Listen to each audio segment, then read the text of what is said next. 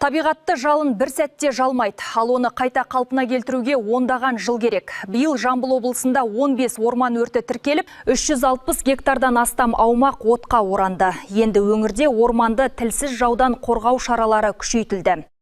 Биыл ғана орман алқаптарында 11 мың шақырымнан астам минералдандырылған жолаққа күтім жасалып, барлық ауданда өрт сөндіру бойынша оқу жаттығулары өткізілді. Дегенмен қабылданған шараларға қарамастан, биыл өңірде 15 орман өрті тіркеліп, 363 гектардан астам аумақты жалын шарпыды. Мамандардың айтуынша, өрттің басым бөлігі адам салғырттығынан болады. Сондықтан табиғат аясында от жақпау, темекі тұқылын тастамау және құрғақ шөпті өртемеу әр тұрғынның басты міндеті. Облыста мемлекеттік орман қорының жалпы ауданы 4 миллион 416 мың гектарды құрап отыр. Оның ішінде орманмен көмкерілген 2 миллион 296 мың гектарды құрайды.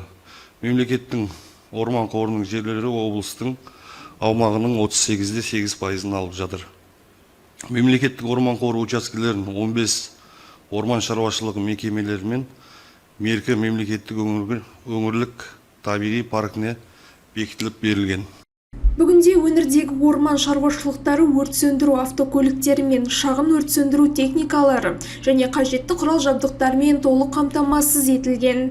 Бұдан бөлек 349 арнайы даярлықтан өткен өрт сөндіруші тәулік бойы кезекшілікті атқарады. Мамандардың басты мақсаты өртті сөндіру ғана емес, оның орман алқаптарына таралуына жол бермеу. Сондықтан тұрғындарға табиғат аясында қауіпсіздік талаптарын қатаң сақтап, өрттің алғашқы белгілері байқаған жағдайда бірден 101 немесе 112 нөміріне хабарласуға ескертіледі.